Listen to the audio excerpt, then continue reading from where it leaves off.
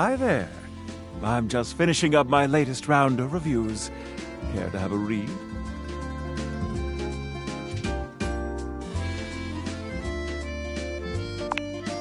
Koa's Two Currents. Let us see. When we walked into the living room for our lunch rendezvous, there was a lot to take in. Hawaiian and Korean themes blended seamlessly in this laid-back barbecue joint. Palm shack decor, as if we were transported to Maui, but with traditional Korean furnishings reminiscent of Seoul's best restaurants. Not to mention the comfiest couch seats you could imagine. Bravo! But what about the food? The food? Simply put, this is comfort food that is big on comfort. And we are here for it. My guest and I love the crisscrossing flavors that seem to add a new punch to old classics. This fusion left us feeling fused to the couch in the best possible way. Koa has won big in the food department. In conclusion, if you want a fusion that leaves you feeling like you just toured the world, all without leaving the comfort of your own couch, Koa's Two Currents is our current pick for the best new restaurant in the living room. Which review next? Here's my review for Omakase Daisuke. The headline reads, "A Traditional Triumph." From the exquisitely understated decor to the traditional greetings at the door, Omakase Daisuke hits every single mark of a great sushi restaurant. Ambiance, menu selection, food quality, and value are of the highest grade. The at first glance hideous presentation belies sushi of the highest caliber. I've truly never tasted its equal. My guest and I enjoyed a wonderful and, dare I say, romantic dinner for two. And I can recommend this restaurant without a shred of hesitation. Omakase Daisuke receives 5 out of 5 stars. This new kid on the block is here to stay. Which review next? Ah yes, Freddy's Yummy Yeti. Ahem. This rustic hole in the wall is, at first glance, nothing to write home about.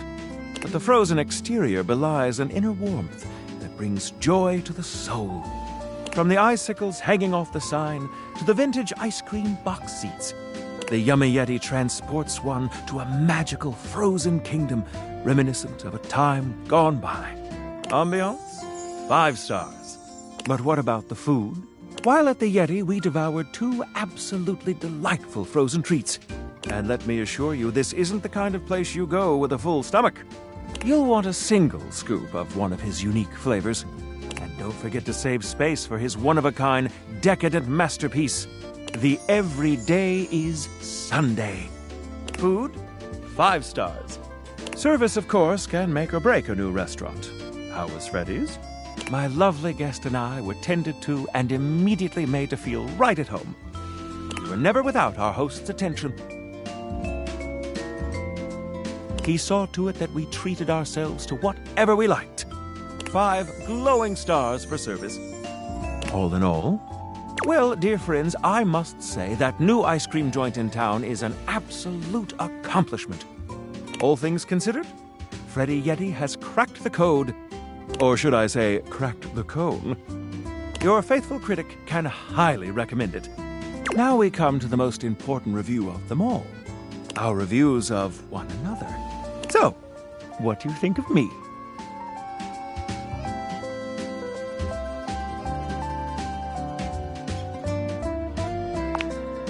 I see that our tastes here are in alignment.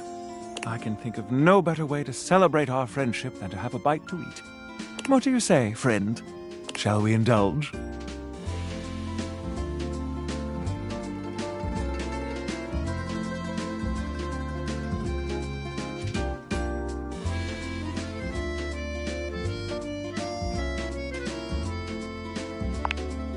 I think I'll leave my review notes at home for this one.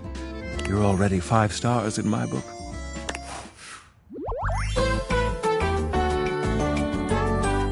Foodie friends!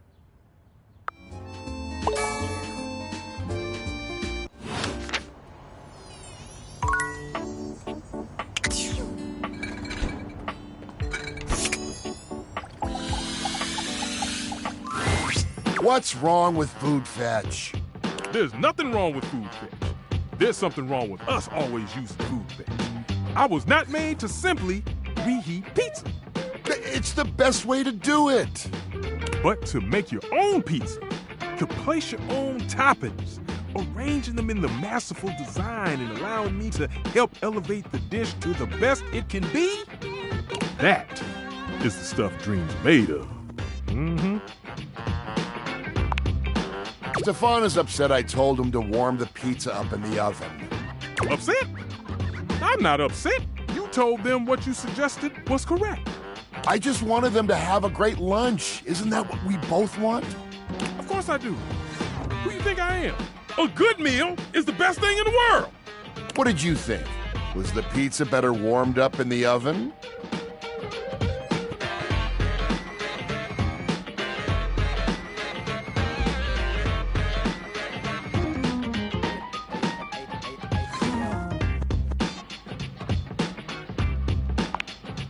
See, Stefan? Nothing wrong with some leftovers from Food Fetch. I'm glad you enjoyed that meal then. When you're ready to cook some real cuisine, you know where to find me. Loosen up a bit. Cool Kid enjoyed the food. Isn't that all that matters? You have a point, Freddy. I still think fresh cooked pizza would be so delicious. I can smell the cheese now, and the tomato sauce. And oh, I'd watch it bubble and crisp up. If you're trying to make me hungry, it's working. See? You aren't the only one who knows about food, Freddy. That's a great idea, Cool Kid. But it was my idea. You're just trying to impress, Cool Kid. It was my idea. Okay, if you say so. You were something else, Freddy. I'm leaving before Freddy makes me start a fire. Let me know when you're ready to do some real cooking. You know where to find me. You'll have to excuse Stefan. Sometimes I think he loves food more than I do, which is impossible. He's just frosty that I had a good idea. I know a lot about food. You have really good taste, BT Dubs. I'm just trying to be a cool kid like you.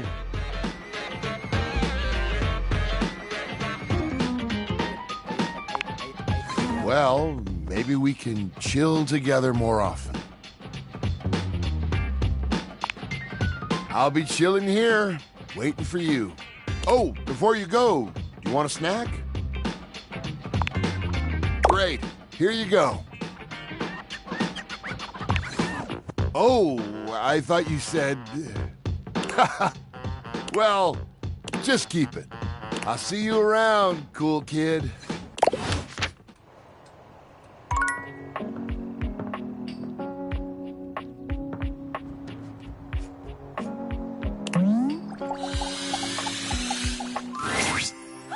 Again. I trust your meeting with the mayor went well? Wonderful! Anything else I can help you with while you're here? Wait, what? That's crazy!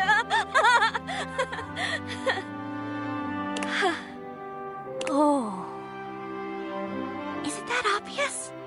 I guess I can't hide anything from someone as keen-eyed as you. Yes, I'm afraid it's true. I've been taken with the mayor for quite some time now. Anytime I think about her, I can feel my foundation warping into the shape of a heart. I'm terribly embarrassed about it, of course. But can you blame me? She's incredible! The looks, the brains, the confidence.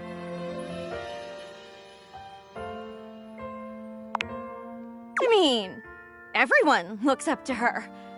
She's the ceiling. Oh, house joke. But me, especially. She means the world to me. The other day, while organizing her schedule, I even caught myself writing my first name with her last and vice versa. Celia Floor. Florence Ceiling. Listen to me go on and on like this. I'm such a schoolgirl. Oh, you're not going to tell Celia, are you? I'd be absolutely mortified.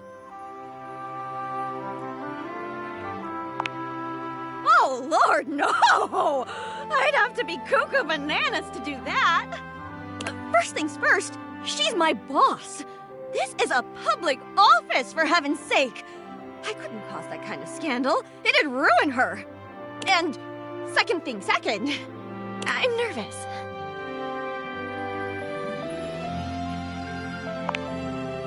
Really? Oh, no, dear. That's asking far too much. I can't imagine she'd ever think of me as anything other than her fuddy-duddy little secretary, anyhow.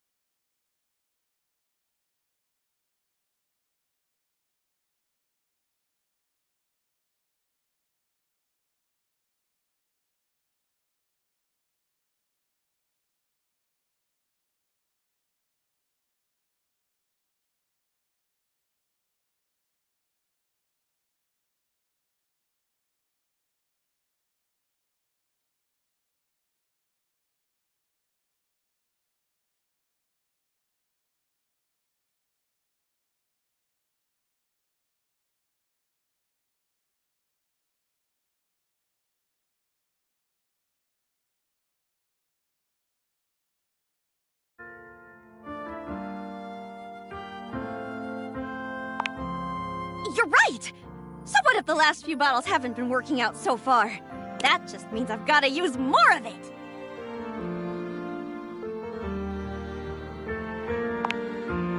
Oh, well. Stella provided me a few samples. You know Stella, the staircase? The first batch didn't seem like enough, so I've been ordering them online.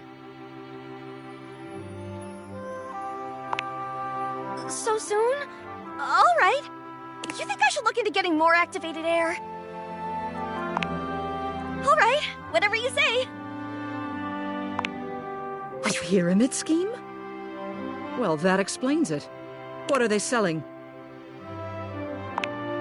Oh, no.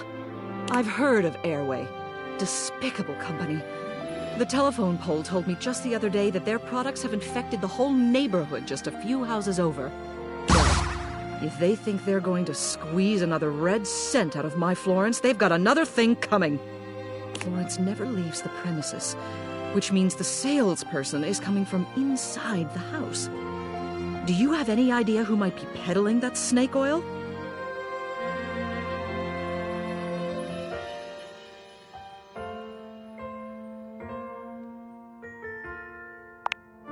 Stella. Shingles above. What's this house coming to? Well, it seems you've done your homework. You're quite the little bloodhound. Tell you what, why don't you and I pay Stella a visit together? We'll get this issue resolved. Why wouldn't I be? There is nothing strange about a civil servant looking after the objects under her care. Come along now. Don't dawdle.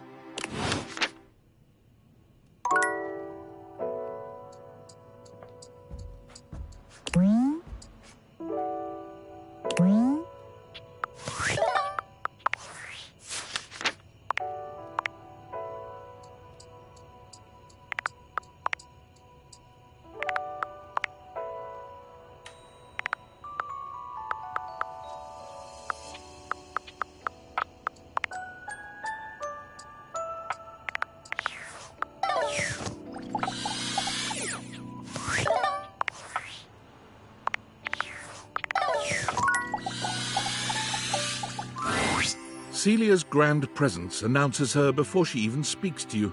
She greets you with a regal nod. Good. You're here. Let's get this done. Stella! Oh, hello, Miss Mayor. I know you're a busy ceiling, but you're also... Let me check my notes here. Smart. What would you say if I told you that you could be the first sealing ever to get in on the ground floor of an exciting new startup? Airway isn't a small startup, Stella. It's a big problem. Oh, you're familiar with our brand. I'm so terrible at the speech, so it's good to know you're already on board. Not quite. Stella, I'm concerned that you're being scammed, my dear. I am. You are being scammed? And you know that? I know that it's easy for this to be seen as a scam, but it's not. It's an opportunity. And it's the only opportunity I have. Stella. Please, Celia, just let me try.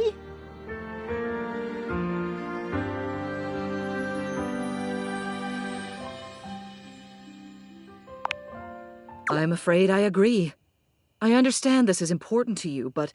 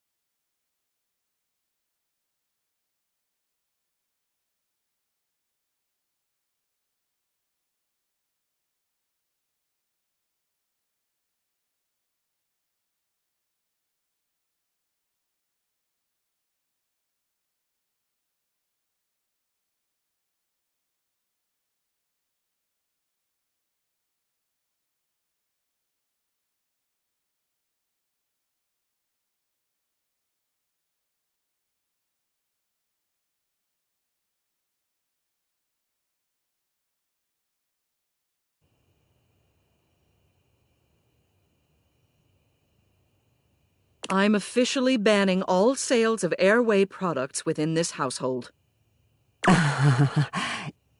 You intervened.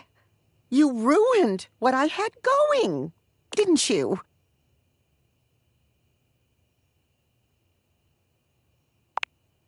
I never should have relied on anyone else. Should have gone it alone. Maybe. I suppose I'll never know. I'd like you both to leave. Stella. Leave!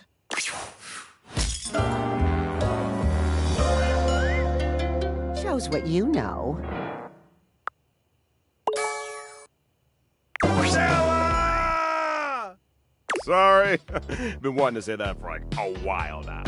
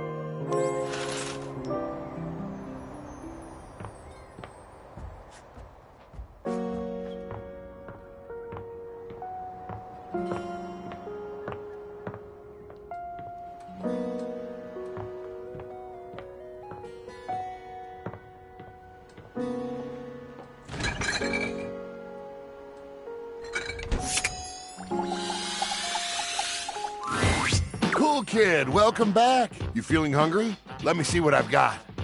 Freezer burn. What is that smell?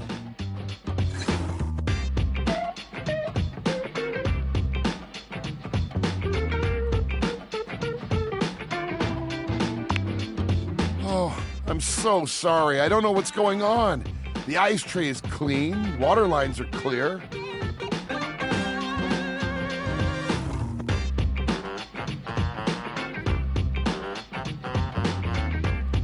Wait, I know what it is.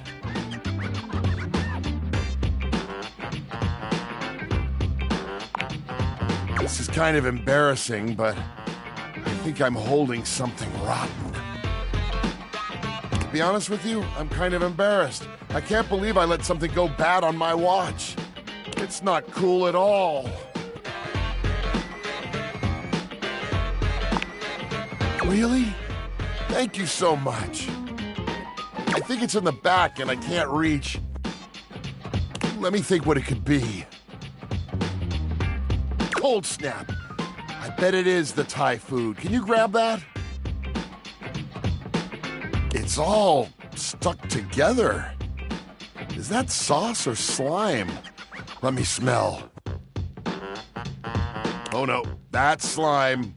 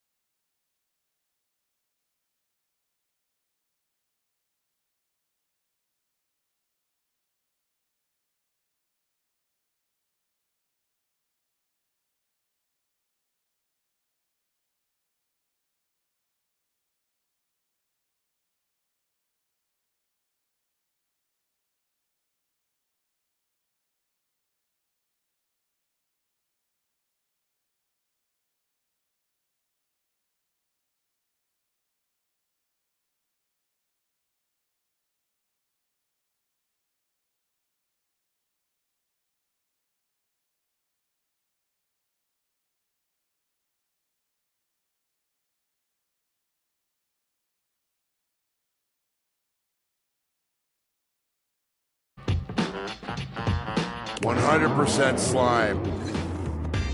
1000% slime. Toss it out, toss it out. Oh, I wonder if the cake is still any good."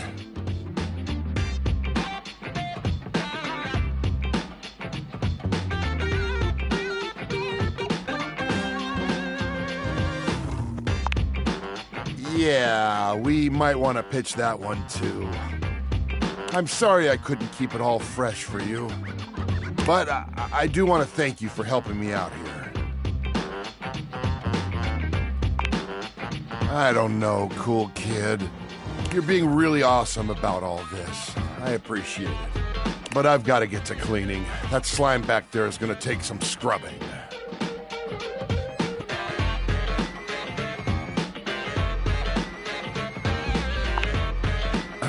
I'd rather do this by myself, if you don't mind.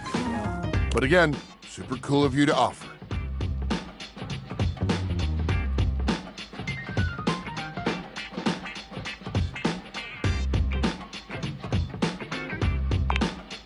For the first time since you've met him, Freddy looks angry. His voice is an intimidating roar. Listen, shithead! You get the fuck out of my way! Let me do this! Who I really am. A monster who ruins your food! I'm clearly a fucking monster! Freddy falls back against the wall, one hand clutching his chest as he struggles to catch his breath. He seems to be waging some sort of internal battle. He is a shadow of the monster he just was, quiet and small and shaken. I'm so sorry. Please, just go.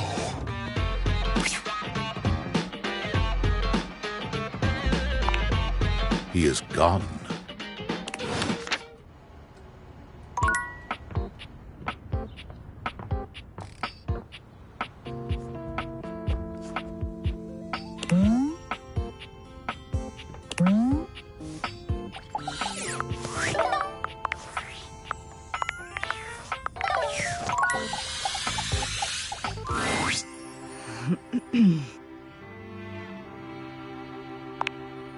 Indeed.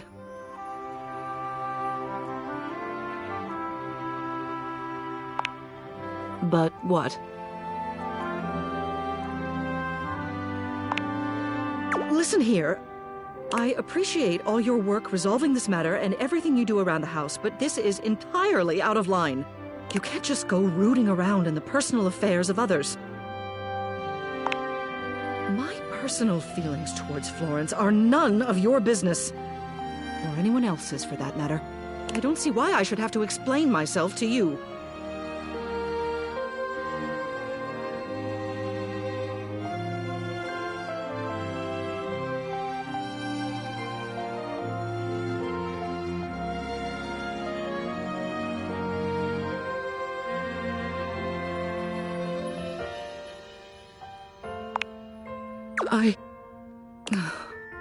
It doesn't matter how I feel.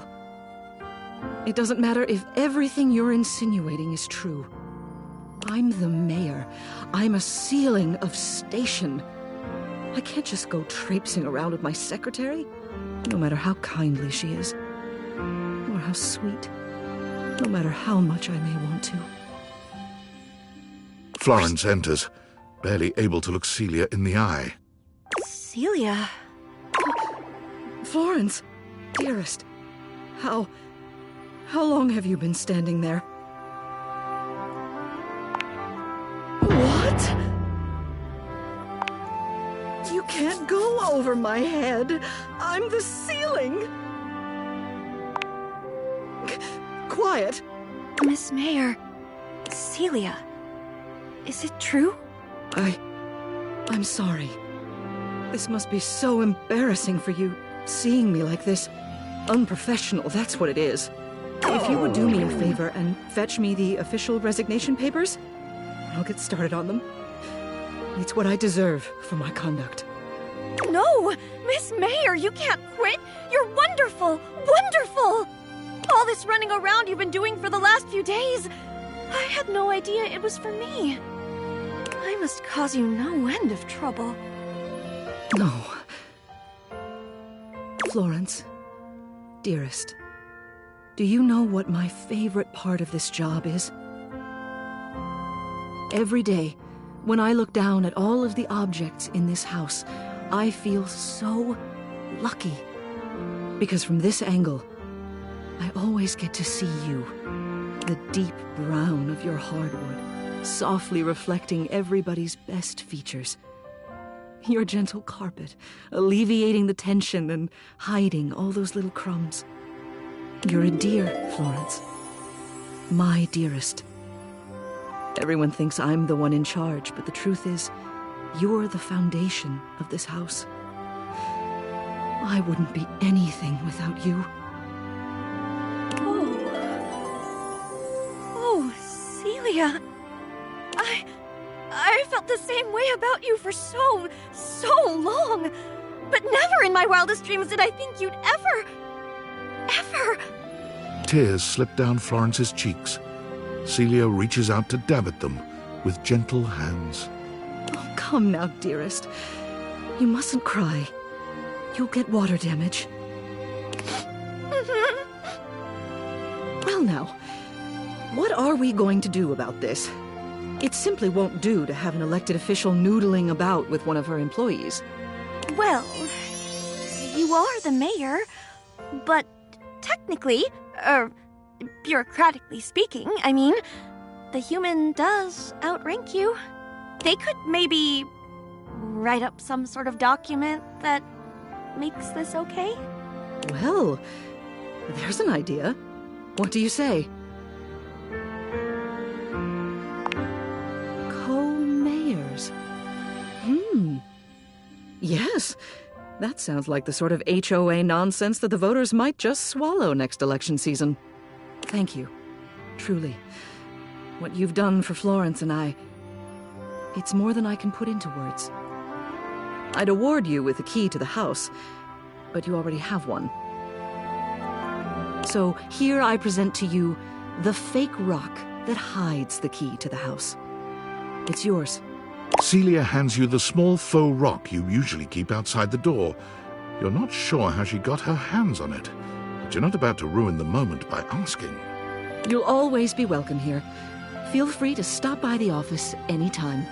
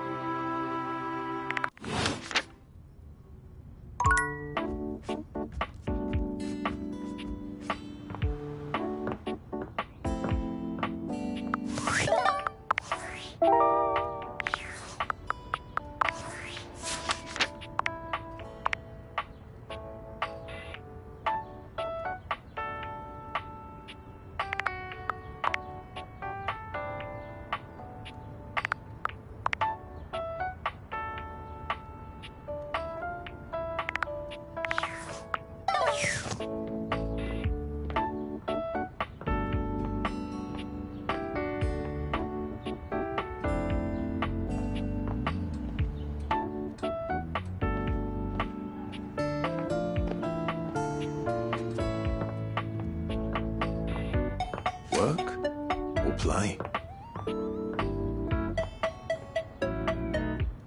Closet, where secrets are kept.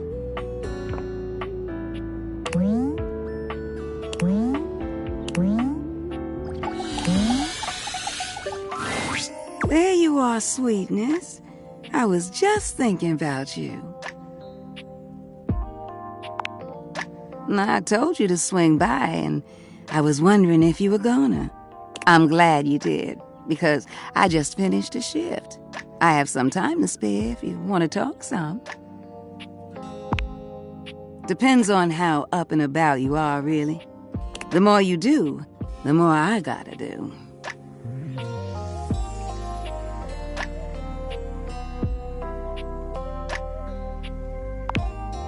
Ain't nothing nobody's fault. It's the kind of thing I love. I sit in here and I make sure everyone who needs some steamy attention gets it. It's what I'm here to do. Goodness, it's what I love to do. Is this your sly way of asking how old I am? See, where I'm from, it's not polite to do that. Although, moving around by what people thought was polite and correct never really suited me anyway. Let's just say, I remember all the folks who stayed here before you.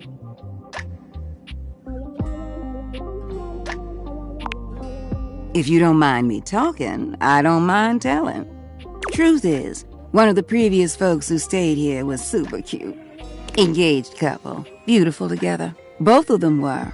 Well, can I give my honest opinion? Neither one of them was as cute as you. Either way, they were here and they set up home pretty quickly. River and I both liked them. They brought so much life into this place. They took long showers together all the time. Just about tapped me dry keeping things hot up there for them. Although, I hear they didn't really need my help to do that.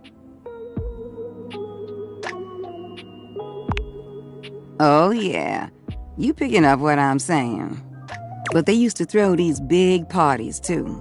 Family was always over, and every now and then, they had this little kid who would come play hide and seek. Their favorite hiding spot was in here with me, so I would just hum to them. I think they found being next to me safe. I miss that little kid sometimes. What? No, the couple just moved out eventually. Now, when did this story become about me? You don't need to worry yourself about who I do and don't be missing. The past is the past, sweetheart. I don't live in that place. You don't make it as long as I have dwelling.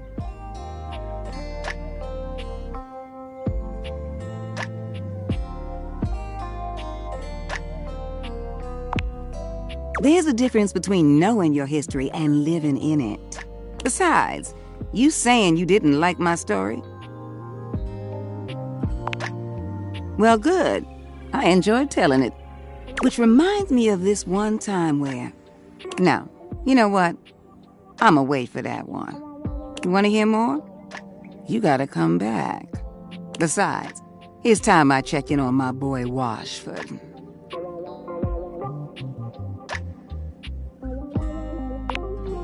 And you don't? What's not to like about that hunky man? He's just one of the hunkiest hunks that ever did hunk. Ooh, the way he calls out to me when he needs some of what I got. Well, it's enough to get me bubbling. I bless the day you wheeled him into this house. Drysdale's all right, but Washford? Winifred fans herself with one hand, beginning to lose herself in her own fantasy. I wouldn't mind going through a couple of cycles with him. Ooh! I think I said too much.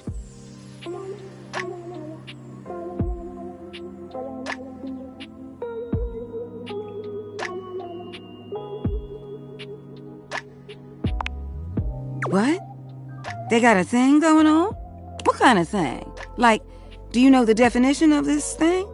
I mean, I am talking about Drysdale, but they're just stage partners, right? Winifred lets out a sigh, shaking her head.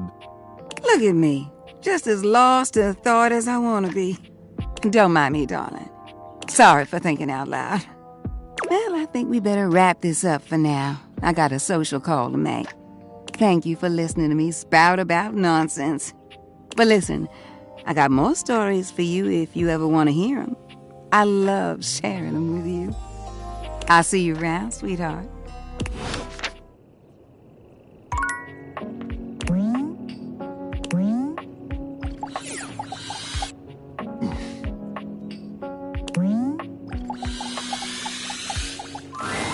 Hey there! You're back! And you've proven yourself worthy! Even though I seemed ill with foreboding, you still returned! Which means you care.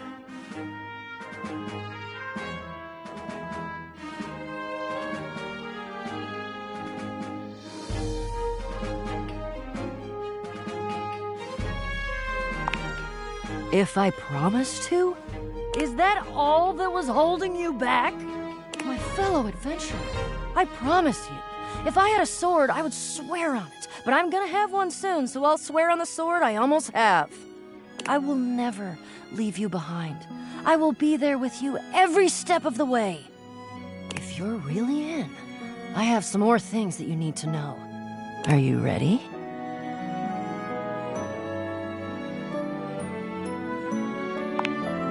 We've got a lot to go over. This is a two-part quest. Most good quests have multiple parts, and this is the best quest, so obviously it has multiple parts. I'm officially inviting you to go with me on the first part, the quest of the secret sword. It will be incredibly dangerous, we will face almost certain death, and worst of all, we'll most likely be unable to avoid a certain very nasty pirate.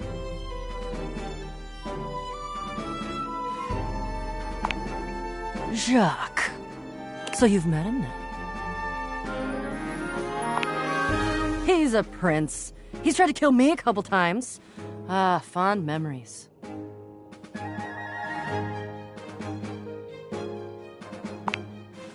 he does have his charms, crude though they may be. The secret sword is actually hidden in the hold of Jacques' ship.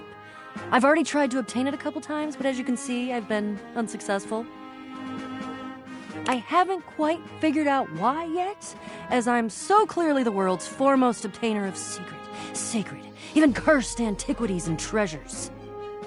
But in the process of attempting to obtain it, I've run into Jacques, and now he is sort of alerted to my desires and kinda...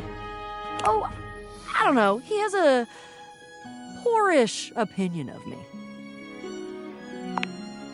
I mean, yeah. Yes, sort of. I have executed some pretty fantastic feats of cat burglary and gymnastic daring in order to... Well, yeah, that's the long and short of it.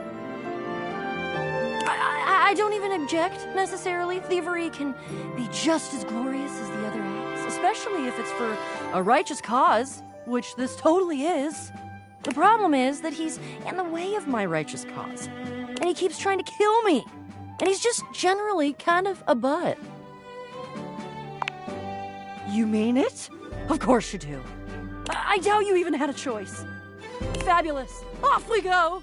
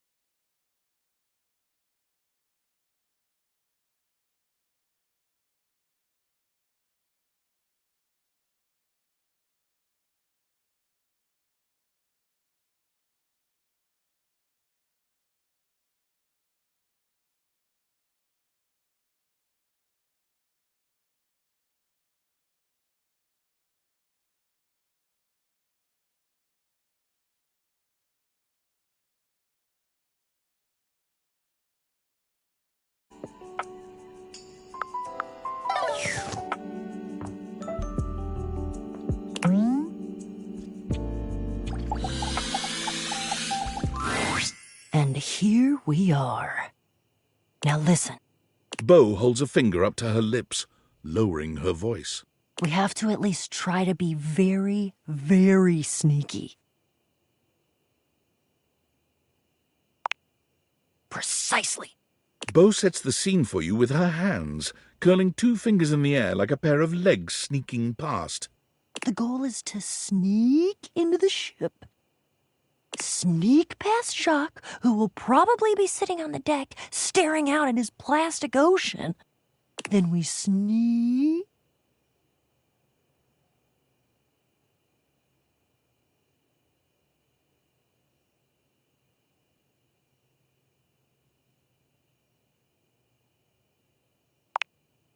I love your enthusiasm. Going on a great quest with a great companion. Oh, it's the best. Oh, also, here, take this. She holds out an extension cord to you. It's wound in a circle, just like the whip Bo carries.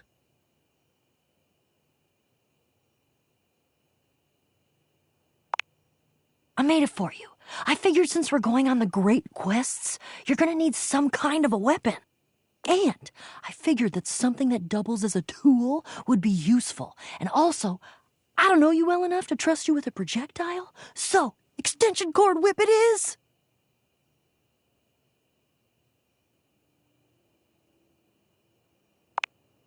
We're looking for the secret sword. I have to be truthful with you that I only have anecdotal evidence for what it looks like. I read in one source that it's massive and gold and has a great big tassel on the hilt.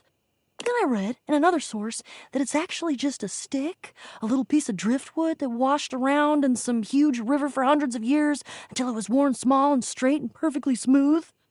All of the times that I've tried to get this thing for myself, and I've only been in the hold once.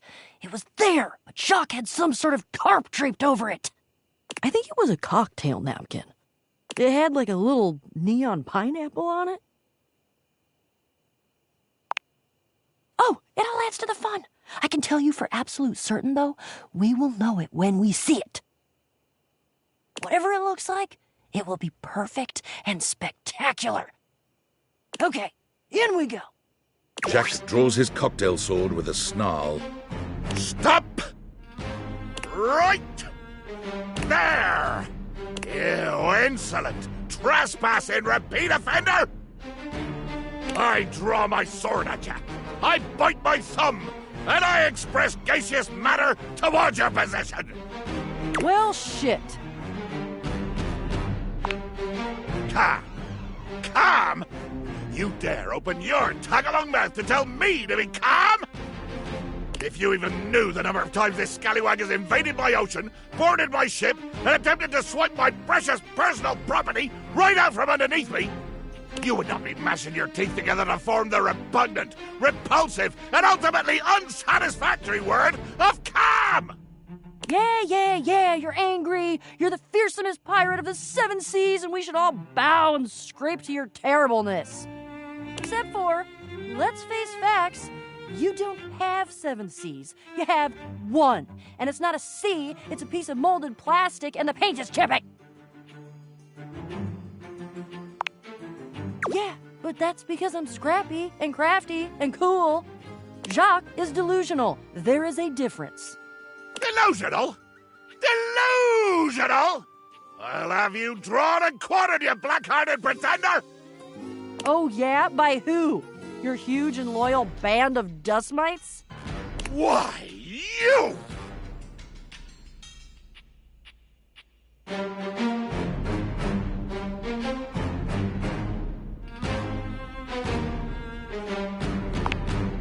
This is what I've been trying to tell you! There is no talking to this doofus. This is why I've just been trying to sneak past him and not deal with his nonsense.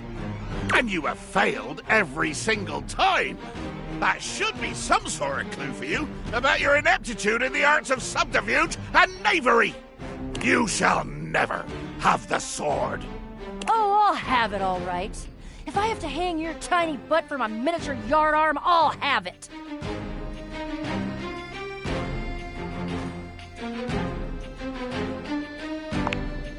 You're right. We're never gonna get anywhere this way. But I don't know what else to do with him.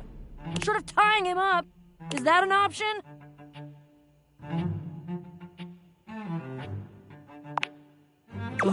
Fine.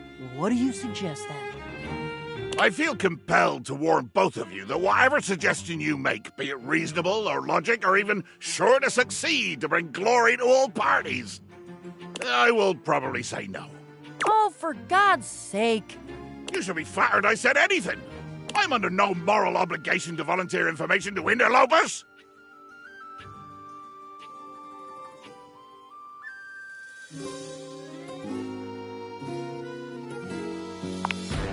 I'm sure you know the sword is ancient. Nobody knows exactly when it was created or by whom. If I understand my research correctly, Jacques, it just showed up one day in your hold. Since we are now discussing something about which I care, I will deign to answer you. That is correct.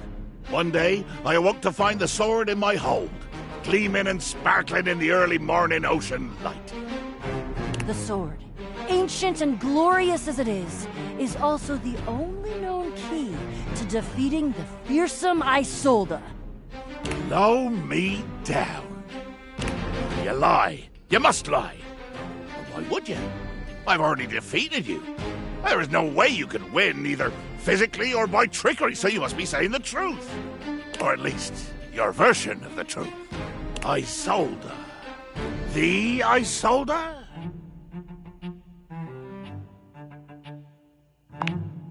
She is a mighty and intrepid thief. She reigned over the house with unquestioned power years ago, until one day she just disappeared. Well, there were searches. I believe at one point even a quest to attempt to find her and bring her home, but all to no avail. Yeah, there was a quest. It was me.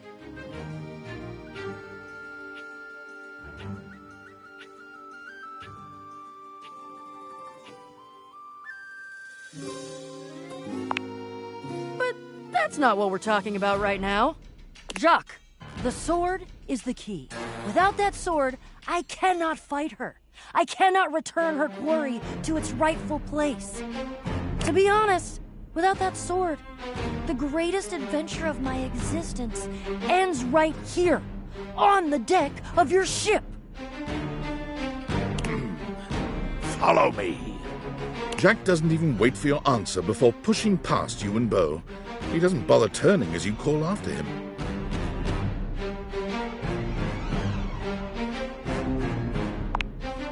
Jacques finally stops, turning to look at the two of you from over his shoulder. His expression is quite serious. We're going to the hold.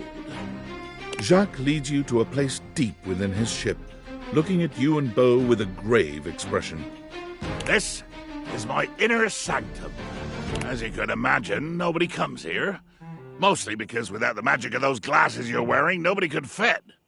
With two hands reverently on its sanctified cover, I slowly, dramatically slide the silken fabric off of the altar.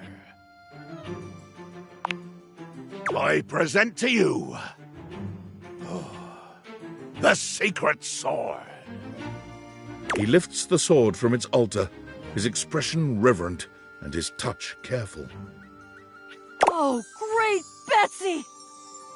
That's the most beautiful thing I've ever seen. Look at all the shimmering gems and how slim and delicate it is.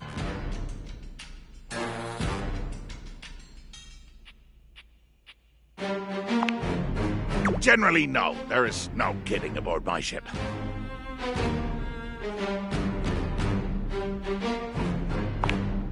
Gasp!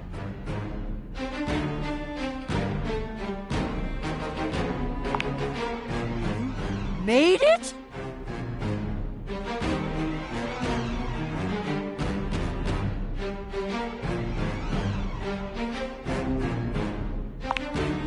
Jacques' face twists into a furious expression, his voice nearly cracking with the bubbling rage of your perceived insult.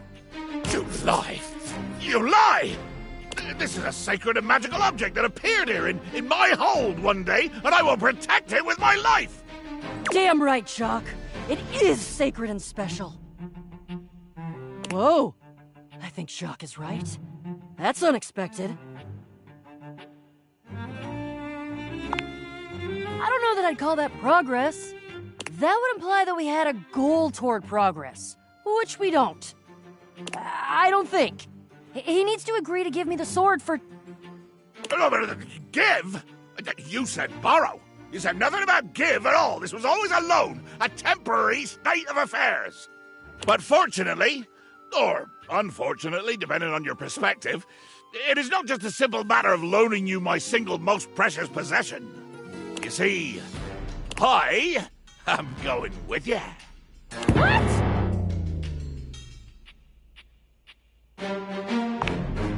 I desire adventure. Need it. Even more than I detest your cardboard company. No, the hell you're not! Over my dead boxes! No! Child, you have no idea just how much bottle I can be. If it has to be, it has to be. I'm gonna go get my quips ready, though. Because this is the biggest adventure of my entire life, and I'm sure as hell not gonna miss it. Onward! To the boxes!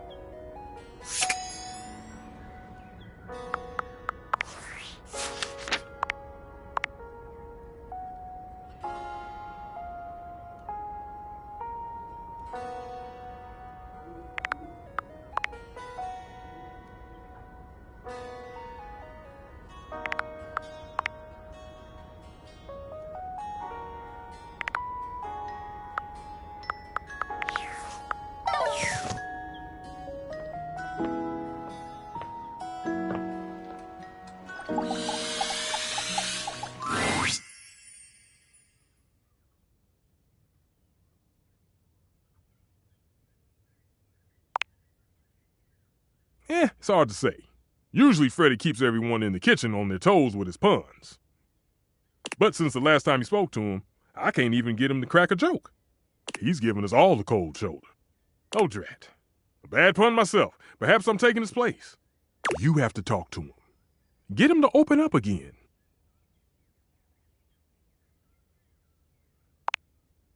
Come back at night. He's been keeping odd hours, so it might be worth catching him then. I have no idea what he's been doing, but I hear him up and about. And keep in mind, we've seen what he's capable of. It might not be pretty.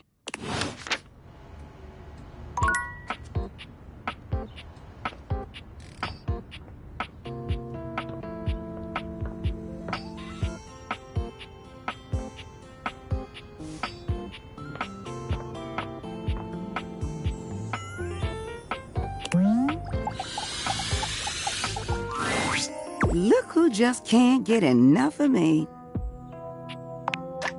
Yes, you, sweetheart.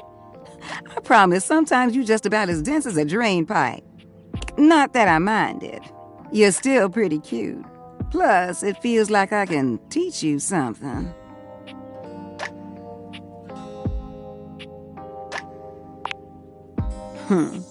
When you swing hard, don't you? What brings you down here today? And don't say drainage.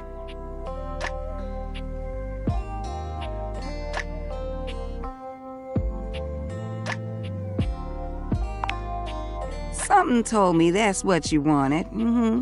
Where did I leave off last? Oh, yeah. Okay, so remember what I told you about that couple taking long showers? There was this one time that... Hey, Winifred. River. Am I interrupting?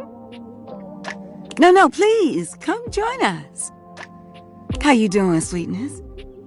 River glares at you, giving you the distinct feeling she doesn't appreciate you being here, but she says nothing. Oh, fine. Same as always. You say that every day, and I know that's not always true. Winnie, don't. Not now. River looks away from both of you, steam rising from her cheeks as she blushes furiously. That sweet little blush gets me every time. But really, you got nothing to be embarrassed about, darling. It's only me. If you need a little help relaxing...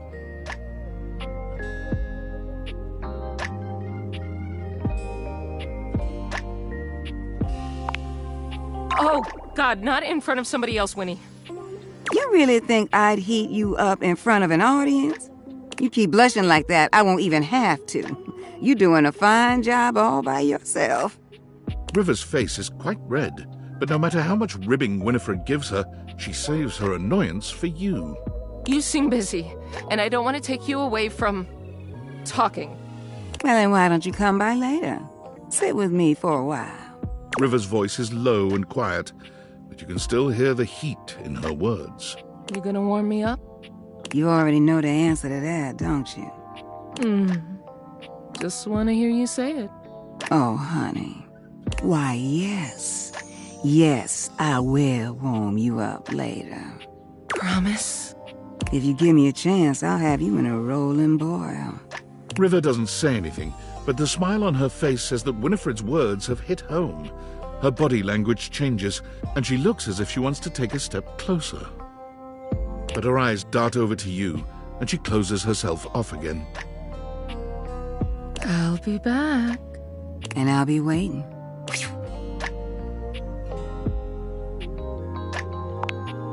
Oh, that? That was...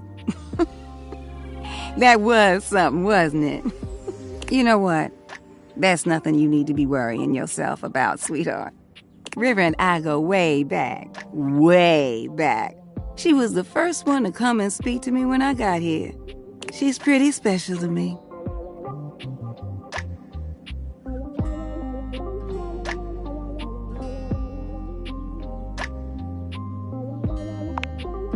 Now, what kind of question is that, sweetheart?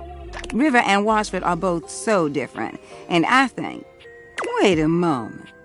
Look at you, distracting me again. I'm starting to expect you didn't come here for a story after all. Look, I gotta go get ready for my visit with River.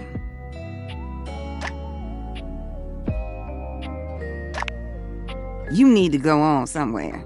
I have no idea what you are suggesting. You know what? Why don't you just go on ahead and I'll see you later, all right, sweetheart? Go on now, get going.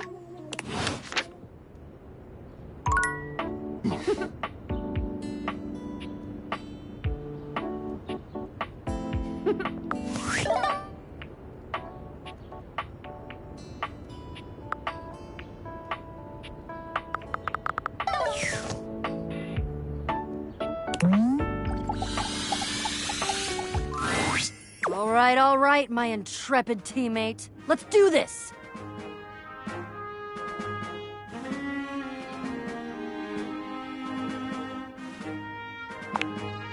Great question!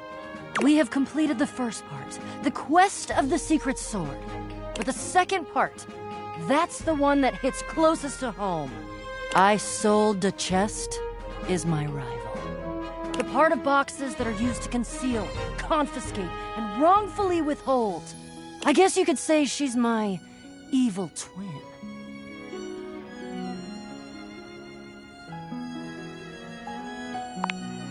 Well, if she's my twin, then yeah. But I tend to think uprightness lends a certain glow. Isolde has been keeping something underneath this house. Something I must bring out to light. It is my destiny.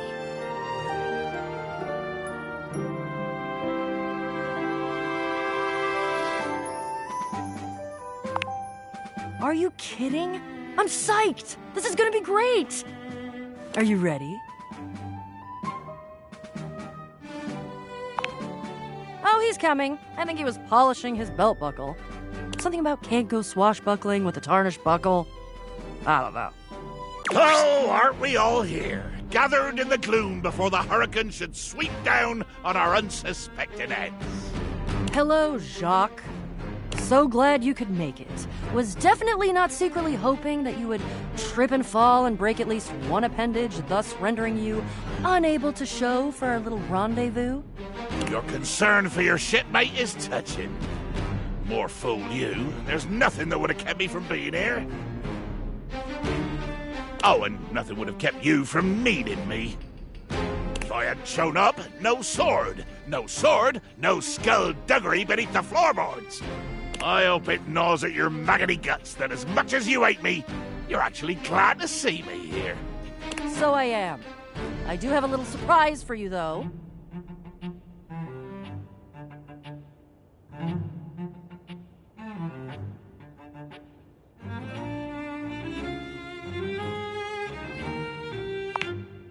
Oh, trust me. This is gonna be worth it. Ha! Flap your sails all you want. We both know that I could still end you. Jacques, and of course our great houseologist, I introduce to you our fourth teammate. Meet Gaia, our resident globe, and an individual almost as well-traveled and storied as myself. Yo, definitely well-traveled. That's me. Don't ask me nothing. Why? Why? Give me a reason. It better be a good one, or I swear by the fingers I still have left, I will find a plank for you to walk. Why would you bring her? I like her. She's fun and positive and upbeat and curious and adventurous and just, well, she's swell, really is what it is.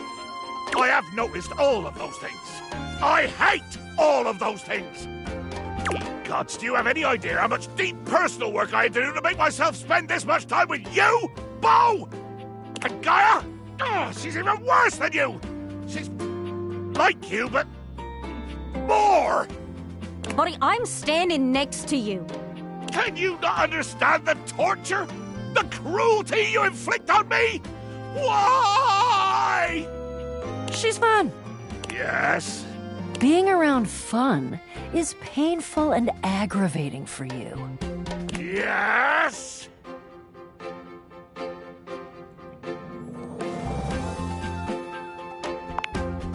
Aw, thank you. Gaia gestures to you to come closer. Human, a word? Right this way, out of earshot of those loudmouths. Gaia keeps her voice low, glancing sideways at Jacques and Bo, arguing some distance away. The real reason I invited myself was because I know how much these two can yap. And as a globe can spin fast or slow like, I can help this yarn along a lot faster. If you like, I can do a nice little summary of this here adventure. Or you could watch the light-hearted caper unfold in real time. Oh, I don't know. 30 minutes? And here we are. Welcome to the crawl space. Wow, didn't know all this was down here.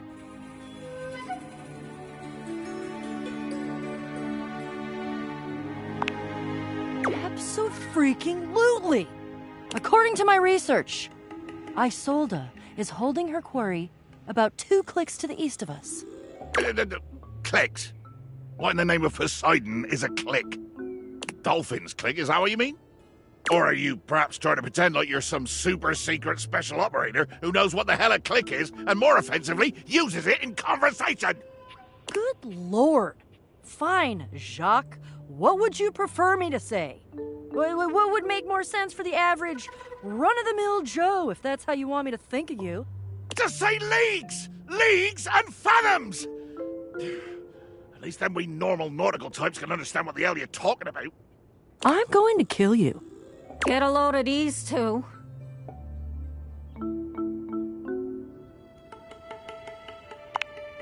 They're too alike, that's what's wrong. In any event, we're going that way. Ugh, I see you've gone for the most boring possible method of self-expression. That way.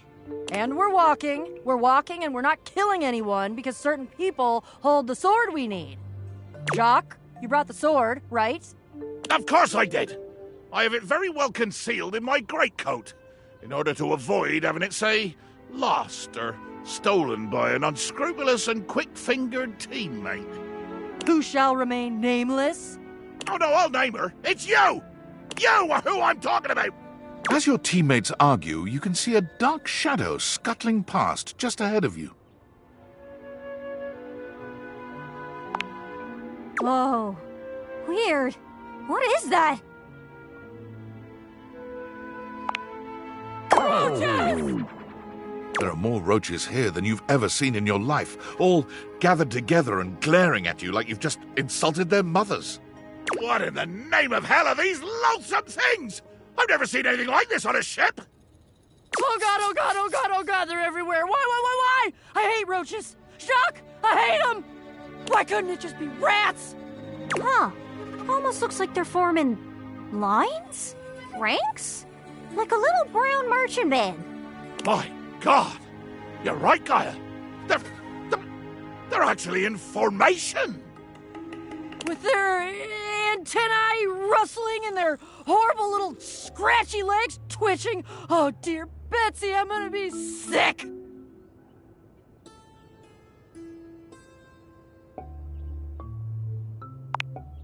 Organized? I'm tough. Bugs don't bother me. You're telling fibs, aren't you? Of course, if we had my ship, well, we could just sail right over the top of them. We could plow through them like so much seaweed, so much battle detritus, so much swell and deep blue heave. Oh God, please don't say heave.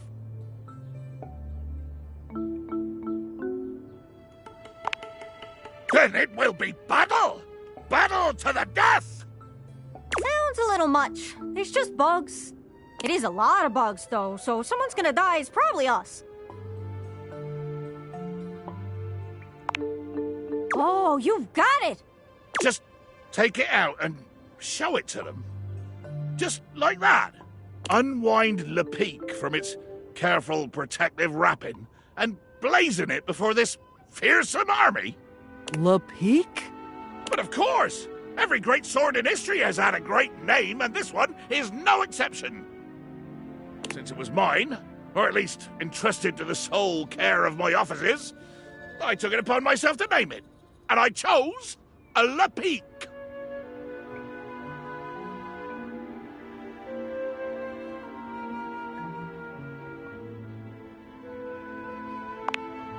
Reverently, I draw the rapid blade from its scabbard. Carefully, I unwind the bindings, slowly, inch by silken inch. You casting a spell there?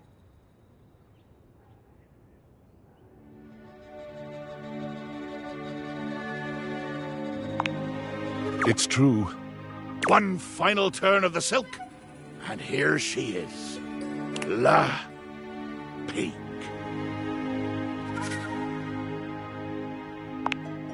The roaches scatter before the power of Lepique. Like, well, roaches scattering at the flip of a light switch. They're moving out of the way. They're actually clearing a path for us. Oh, God. And we still have to get kind of close to them. Jacques, you go first. You go first, and you keep them back. You keep them, like, way over there and not near me, okay? I shall go first, and I shall bear this great sword ahead of me, like the beacon of intention and glory that I always knew it was, and nobody else knew, but I always knew because I am Jacques. Well, well, well. The stranger standing before you looks entirely too familiar. Whoa. Whoa! Who is... Doesn't she kind of look like... Look what the Blatodia dragged in. Oh. I'm Isolde. Shut up! Ha! A first-rate zinger. I guess we can call off any battle now, right? I mean, with missiles like Shut Up being hurled. Woo! Call it off? No! No! Absolutely not! Battle! Battle! Or I'll hold my breath! Friends, this is Isolde Chest. She's my menacing alter ego, and I must defeat her. Defeat her? Why? Just because she's the shadow version of you? Yes! And no. Theoretically, I'm very intrigued. Engaging with your own shadow? Very, very interesting stuff. Just wondering where we're gonna land on the whole you kinda lied to us and tricked us and almost got us killed by an army of cockroaches thing.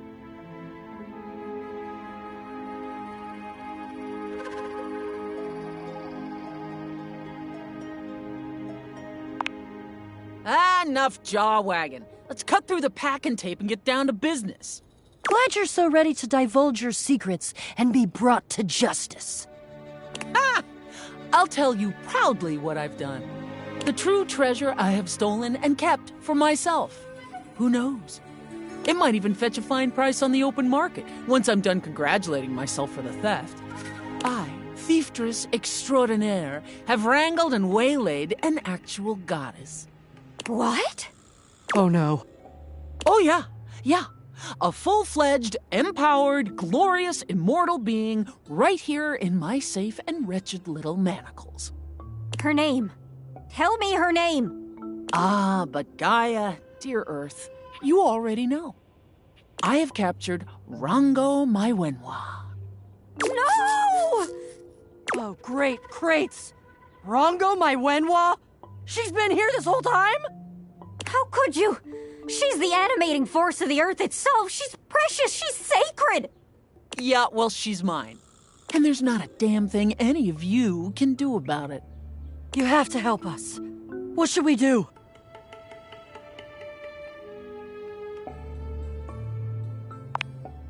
Turn me loose indeed, a rabid hound of hell, to harry and tear at this papier-mâché siren.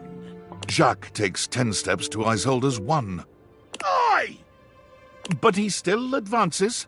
Brandishing Lepic like a flaming torch, he takes the ground and pushes her ever closer to certain defeat. Yes, Jacques! Let the rage flow! Ah! Glorious rage! It illuminates him. It spurs him onward to even greater feats of athleticism and daring do. Isolde's eyes go blurry trying to track his speed demon movements, and her heart grows frayed by the knowledge that she is being bested, inexorably, by a pirate the size of a carrot butt. No! No! Damn you! This cannot be! But it is! But it is and could never have been otherwise! Bow before the blade of justice, Lepic! It shall prick your conscience, and evil shall bleed from you into the unforgiving ground. In a final and brilliant feint, Jacques thrusts Lepic home into Isolde's chest, right where her heart should have been. She growls and yowls, throws her head back and bellows to the sky, and with a great burst of tinsel and tissue paper, she unlocks, and her form evaporates into the air. As though she never was. Whoa! Look! All eyes are drawn to the glowing stone, now exposed. The treasure Isolde had coveted, now plainly visible on the dust floor. It shines and hums with the energy of the earth itself. Ahem! I did it! Okay, your sword helped, but we worked together. If it weren't for the sword, we'd be swarmed by roaches. Is that what you want, Miss Package? Sigh. Where's Rongo, my Wenhua? Is she okay? My child, I have always been fine. Goddess. Rongo, my Wenhua. What do I call you? My name alone will suffice. My name is Rongomai Whenua. Oh! We've been mispronouncing you the whole time. My name is Bo. I've been dreaming about meeting you for so long, I can't even tell you. You're my greatest adventure. Hello, child. I am Jacques. I'm the holder of Lepic. Ah, yes. A bottle. Made of silicate. One of my other forms. Yeah, that too. And here I see a representation of my planetoid form. A beautiful gift. Are you gonna eat me? No, child. It is time I leave this contraption and seek out a new place to be beheld. Thank you all. Thank you for all that you have done. I shall return with gratitude to the world above and to the light. Though human, I must ask.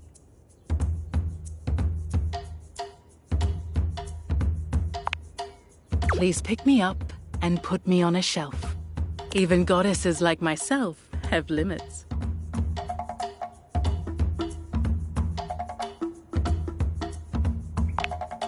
Let the magic flourish again!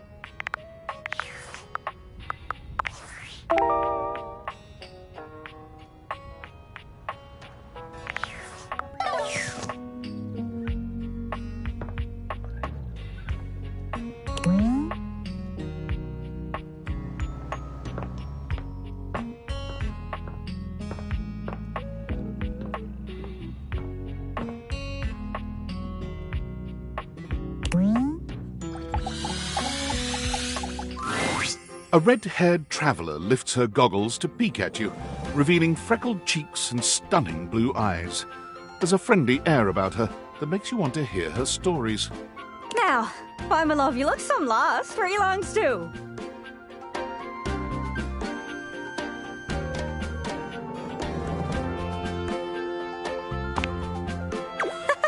Sorry. Sometimes my accent comes out when I'm excited.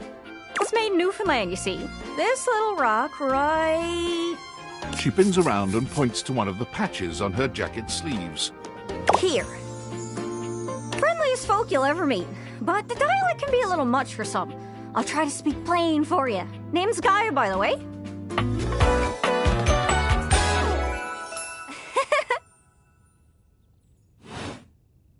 So, where are you from?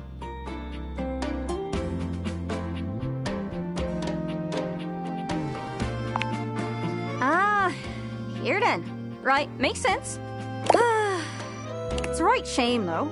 See, I got all these countries and rivers and seas on my jacket. It's a collection I've been working on. And I know the names, but I don't really know the places, you know? I mean, heck, I got them all memorized even. United States, Canada, Mexico, Panama. The works. But without a story behind it, they all feel so far away. You'd think they'd be in arm's reach, considering they're on my sleeves, but it's a brain problem. I just can't pin anything down without context. Without stories, maps are just paper. Dots and lines. The reason I ask where you're from is so I can shape the places in my mind with some kind of meaning. Because right now, it feels a bit like I'm just wearing a big vest of unchecked boxes. Geez, here I go talking your ear off. Sorry about that. It's just... I'm having trouble putting myself out there, and I'm so interested in being out there. I've tried. I want to talk to the others, but I think I must be too forward or something. I skip on up to them and I ask them about themselves, and they just run away.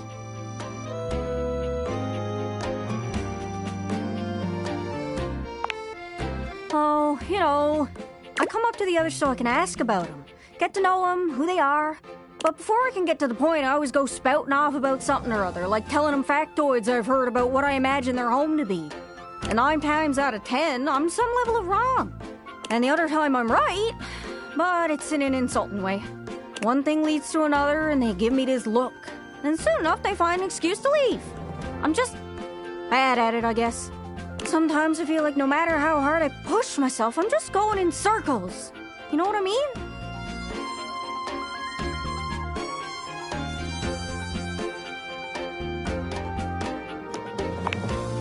It's hard, isn't it? I can see why you'd need practice for dating. It's just too easy to mess up. You say one wrong thing and poof, they're gone. It's so frustrating. Sorry, I think I might be Mercator projecting on your situation a little bit. Oh, I just had the best idea. You're running into the Four Winds meeting with people and speaking to the others, yeah? I'm sure some of those folks come from other places, right? Travelers, you knows what I'm saying. Why don't you ask them what they're about? Get to know them a little better, figures out they ticks, then come back and we'll have a yarn. Sound good? Speak plain, guys, speak plain. Okay, so, you're speaking with objects all over the house. You know how some of us have little labels that say things like made in China or Hecho in Argentina on the bottom? Well, that means those objects are travelers. They come from away. They're from somewhere else. Somewhere on my jacket. Those are the objects I need to talk to. Those are the ones who can fill out my checklist. This map is uncharted, but if you can bring me back stories from those travelers, then I'd be able to write little notes down here and there, and pretty soon I'll be a bona fide travel guide. It's everything I've ever wanted, and you'll get a chance to practice talking more. Are you shy? I can help. People tell me that I never shut up. I can help you learn to never shut up. Doesn't that sound great?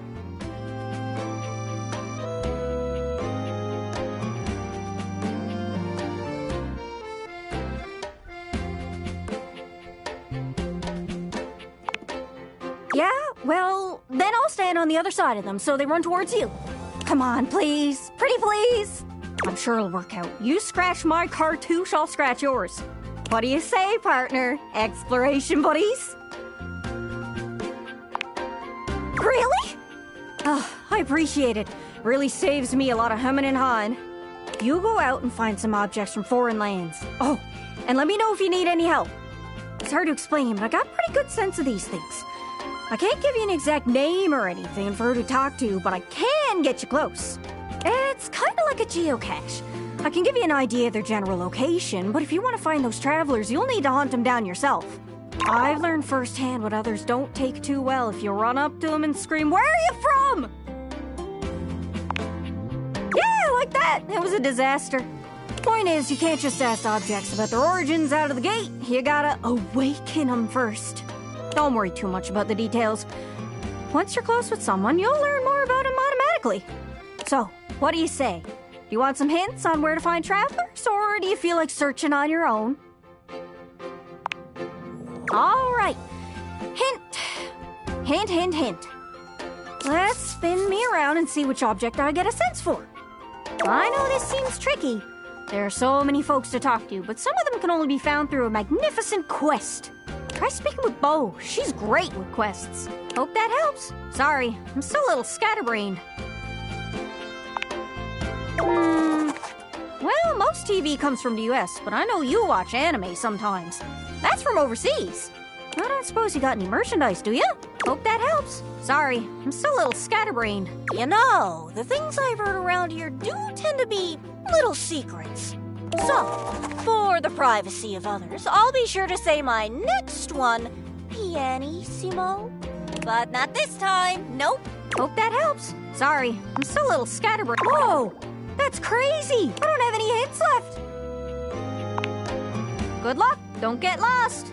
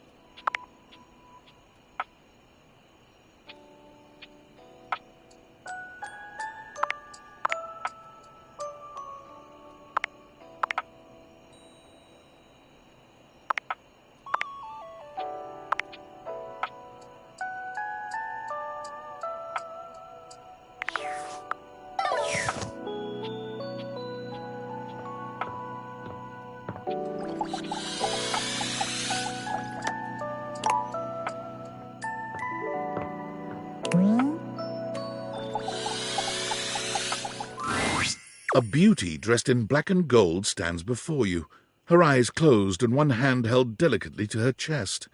She sways softly, silently, as though she were listening to music you can't hear. The silence is so long and profound that you begin to notice just how noisy your house is. You can hear your clock ticking, your refrigerator humming, and your air conditioning blasting. Has it always been so loud around here? The silence persists, and this stranger continues to ignore you, lost in her own world. Whatever it is that she's doing, she's clearly very serious about it.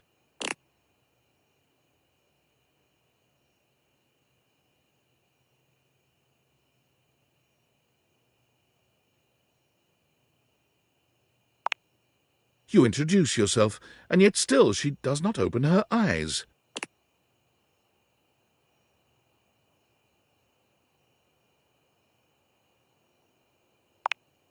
Finally, she opens her eyes, heaving a polite but obviously impatient sigh.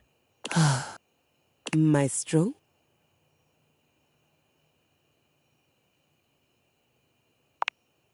What is scary about a performer crafting a performance? It was coming along nicely.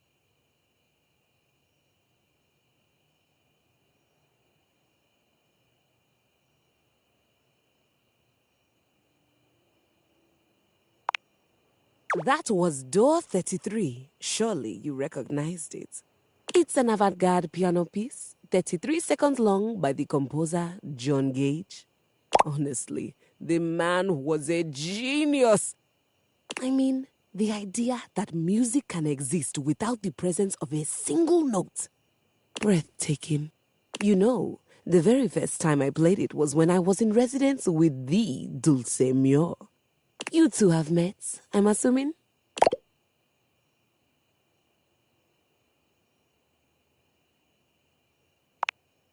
Music? I'm always talking about music.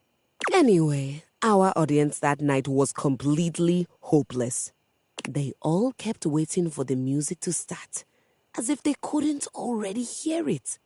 A rustling program, a muffled cough. It was all being performed in real time, but they kept staring at Dulce and I like we were the Philistines. Still, it was one of my finest performances to date.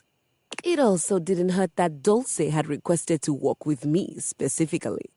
I can't tell you just how often that seems to happen. The talent always just seems to flock to me.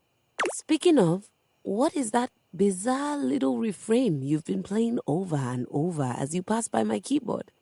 It almost seems like music. Very atonal.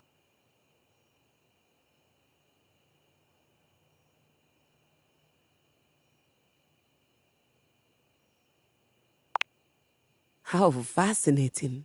Well, whatever you are playing, I look forward to its evolution.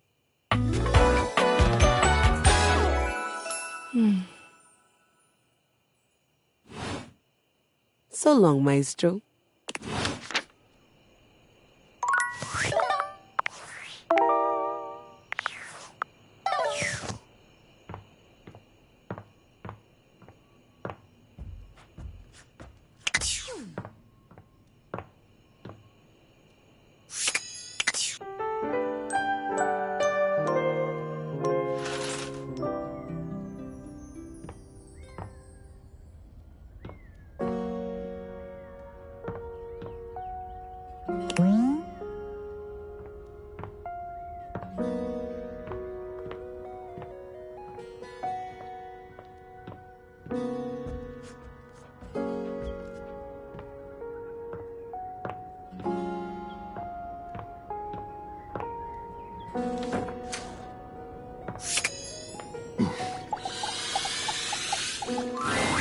Well, look who's back. Be honest this time. What made you slide way back this way? Not that I mind seeing you again. Just curious.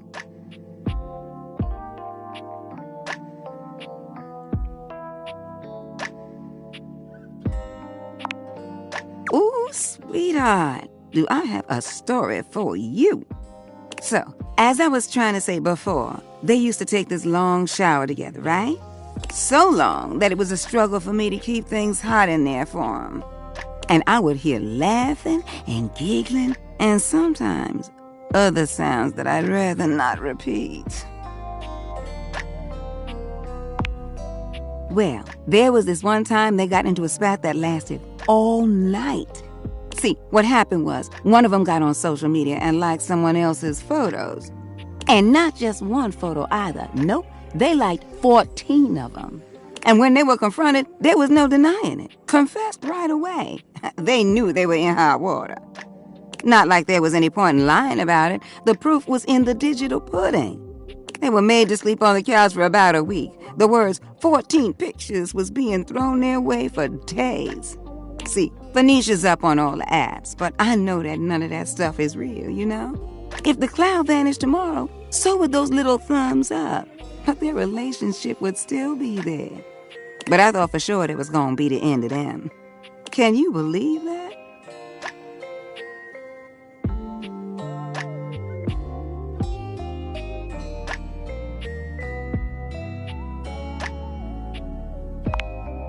See, that right there is what I think the secret is. I don't care who you are or what you're thinking about. You have to talk to your partner.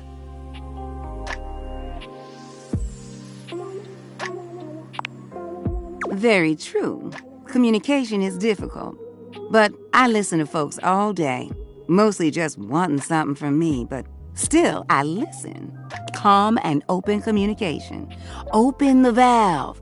Talk through it. That's what I say.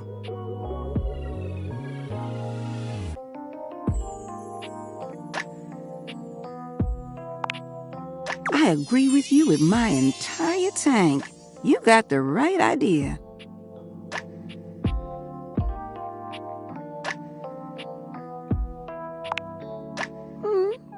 Not yet, but I don't know if I have to.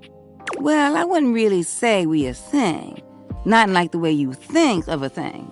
Which is not to say that I know what you consider a thing, but from what you're saying, you consider River and I to be a thing. Honestly, it's complicated. Winifred's expression softens as she thinks about River. It takes her a few moments to find her words. River and I have been working so closely for so long that things just kind of clicked. I guess that's the word for it. There are certain things in life you just click with. Those that just get you in what you're about and trying to do. River's one of those. And honestly, she's made my job so much easier. I was warned that I could have ended up with super hard water. But that's not River at all. Everything just flows between us. When you have that kind of flow, sometimes you just slide into things with each other. And that's what we've done. She's been there for me, and I've been there for her.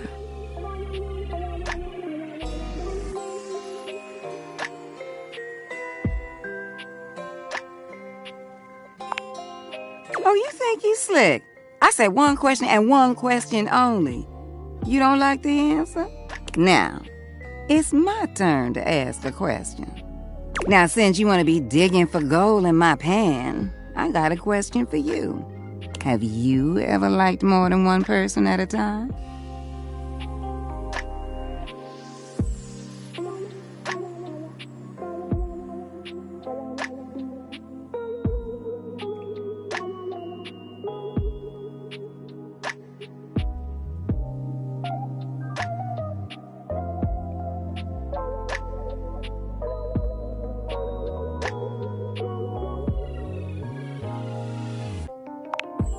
Winifred nods, confident and pleased with herself.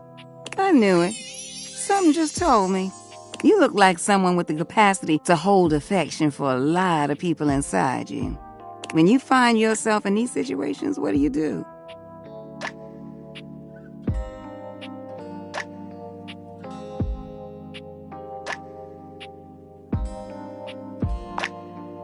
Oh, so you figured out where it all sits with you. Yeah, that's the important part. Company again? I think we were just wrapping up, actually. Oh, all right, well, I have a message for you. From who? Washford? Oh, no. This one is from... She looks over at you, but when Winifred doesn't object, she just shrugs. Bathsheba? Oh. Well, Wait, you sure it's from Bathsheba? Wouldn't say it if I wasn't sure. Really? Come on, Win. Bad enough I have to play messenger between you two. She said she has something important to say to you and that you should shake the pipes and give her a call. Okay. I'll do just that. River looks relieved to be done, though still grumpy about her assignment. Well, whatever. See you later. You know where to find me.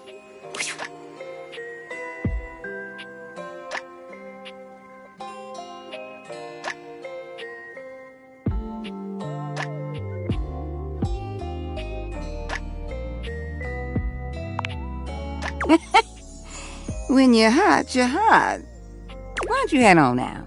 I ain't trying to kick you out, but I'd just rather take this conversation in private. I'll see you around, sweetheart.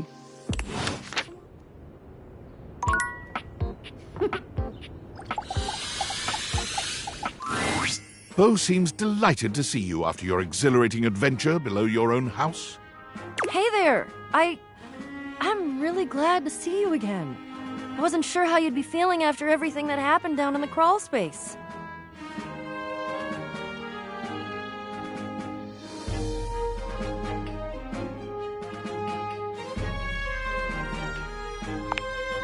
Very glad to hear it. I was really hoping you'd come back.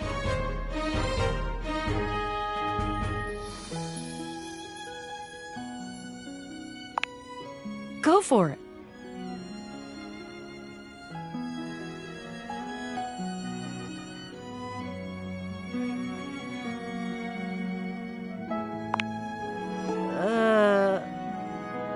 You what now? I mean, I get it. I'm very cool, and this outfit is doing me a lot of well-deserved favors, but really?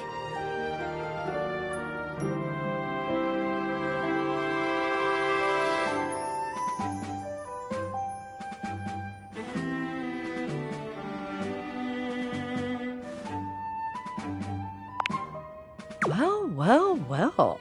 I can't say I haven't thought about you that way.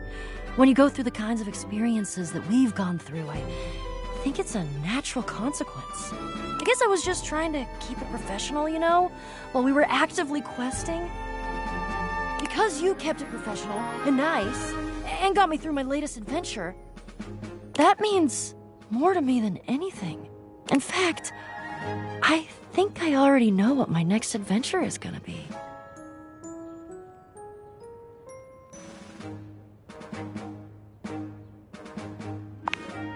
Now this is the kind of secret I can't wait to unearth.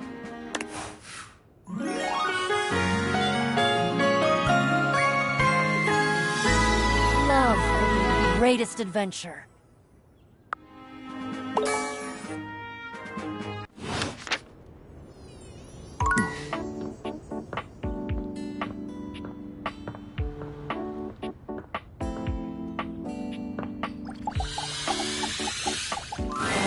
Wow!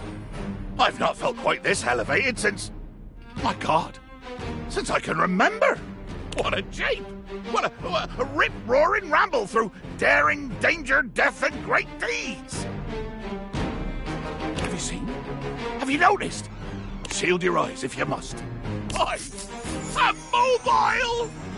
A mass of cockroaches dressed as pirates and armed with cocktail swords materialize from seemingly nowhere, brandishing their weapons at you.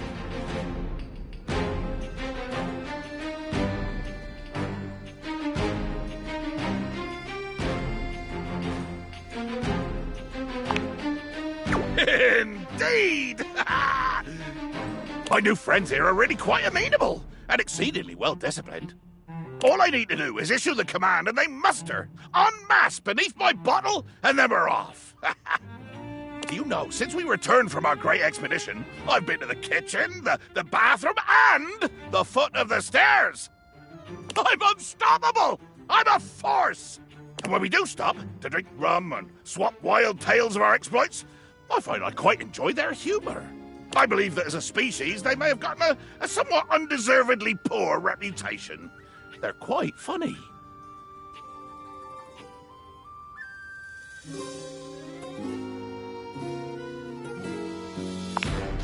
Oh, yes, quite. Quite true. But they're funny. And after all, couldn't the same things be said about me? But enough of this tomfoolery. What brings you back to the foot of the ocean's own overthrow?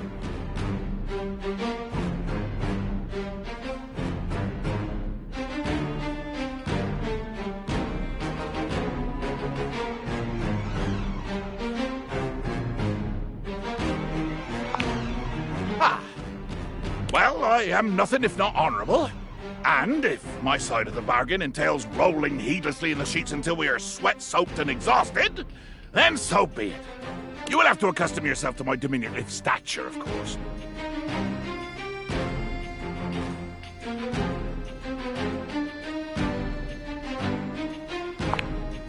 Well then, on we go.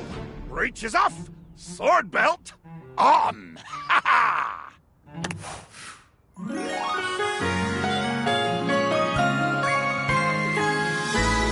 A beauteous booty to plunder.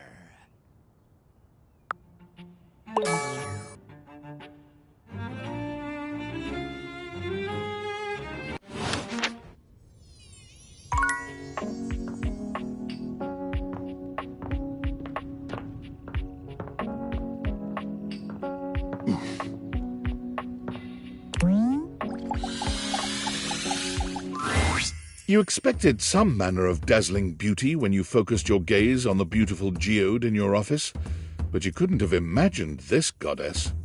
Her crystalline eyes upon you stop you in your tracks. The planes of her sculpted face glitter so beautifully, you're almost tempted to touch her. but the aura of power that radiates from her stops your hand. You are new.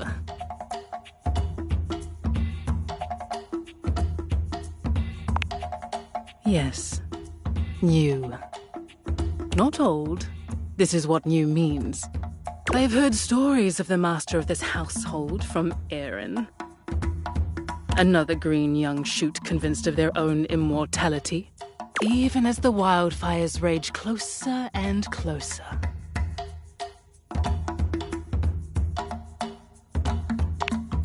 No, mortals always think this way.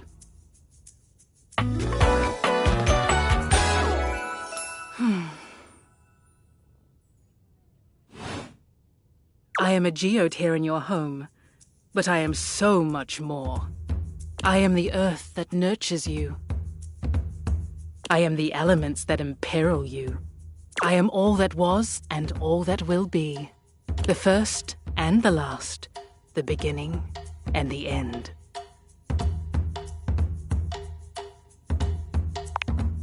It is merely the truth of my existence. I have wondered when you might make your presence known to me. I hear of your comings and goings from the others in this place. Your antics are most amusing to me.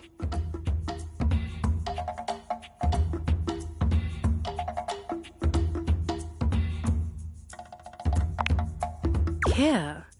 I do not care about what you do, but the things you do.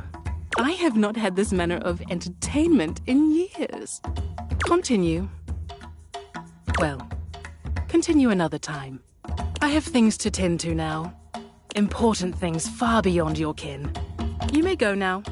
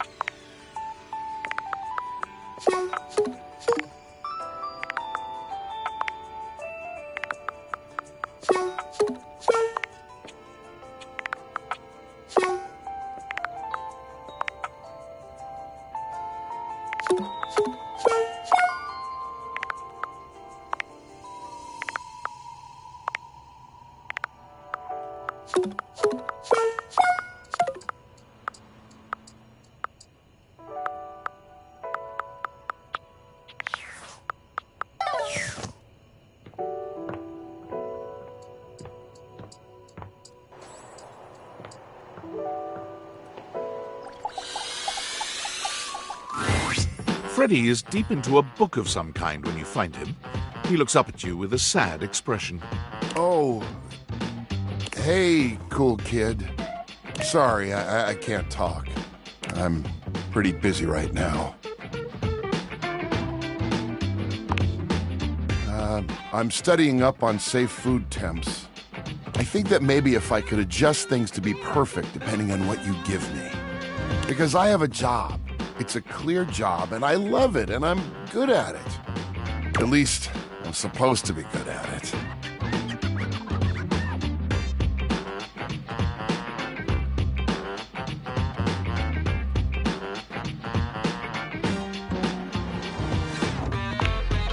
When you mess up, people don't get sick. I could have hurt you. Don't you realize that? What I do is important to me, mostly because it helps to protect you.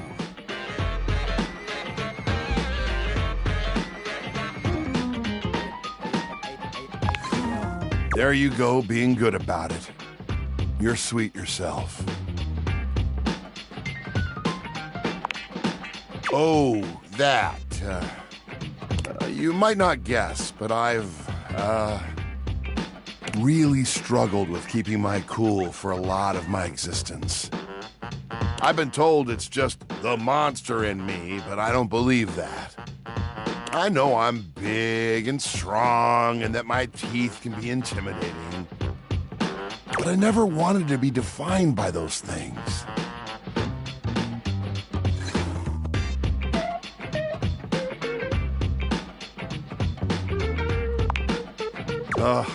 Exactly. You cracked the code, cool kid. I make it a point to stay happy and keep things as cool as I can. That doesn't always work out, obviously.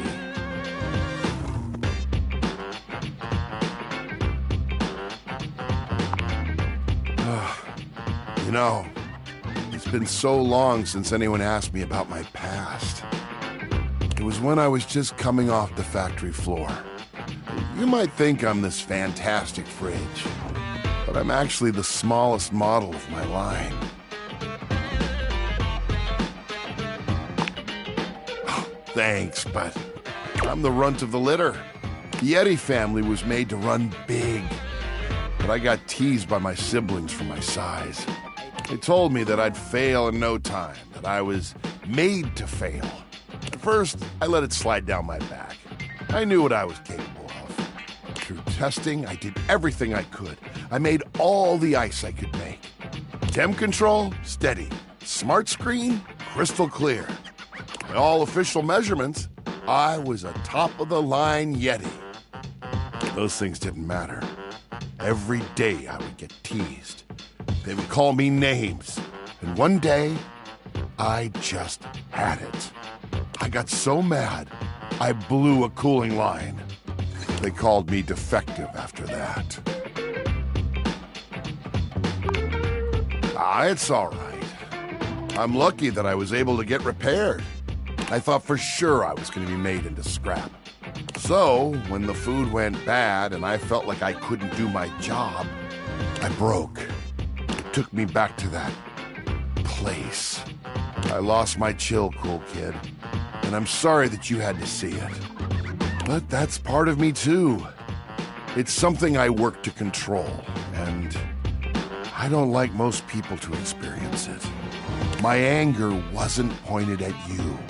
I promise.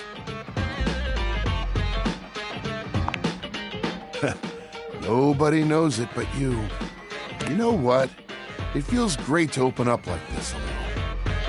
It's a part of me I've tried to hide for so long. But to be seen and still have you come back? That means a lot, cool kid. You know what?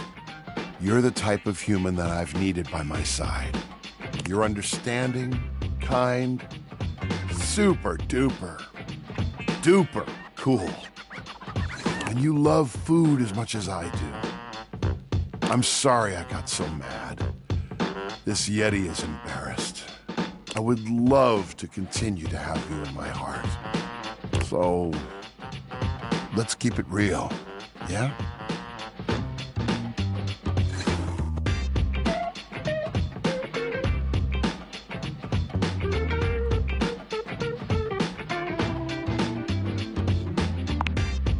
Freddy's expression is entirely blank. This was not the answer you were expecting. Did you get it wrong? Is he upset with you? And then he's laughing, grabbing your shoulder with one of his massive hands. You know it, cool kid. Oh, you should get some sleep. I've kept you up late enough. I'm gonna get some shut-eye myself. I'll see you in my dreams. We'll have ice cream there. Oh, yeah. Ice cream. Together.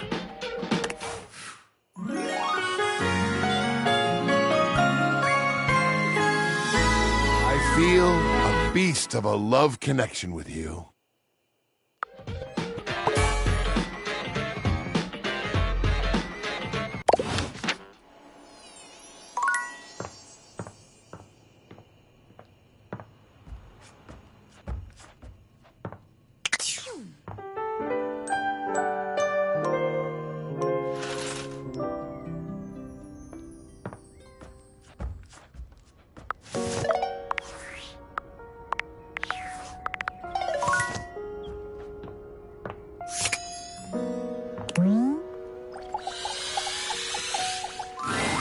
Well, hello there, my friend. Allow me to shake your hands. Don't mind if he gives you a lick. He's very friendly and antiseptic.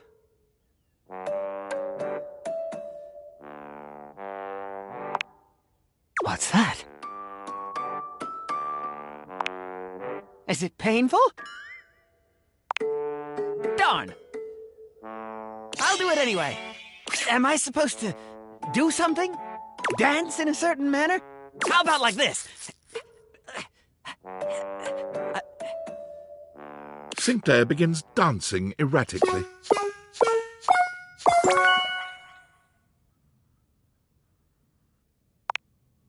Sorry, but Sinclair can't be realized just yet. Oh, our strange Sinclair needs to be there for Arma. I really don't want to imagine why. Does that make sense?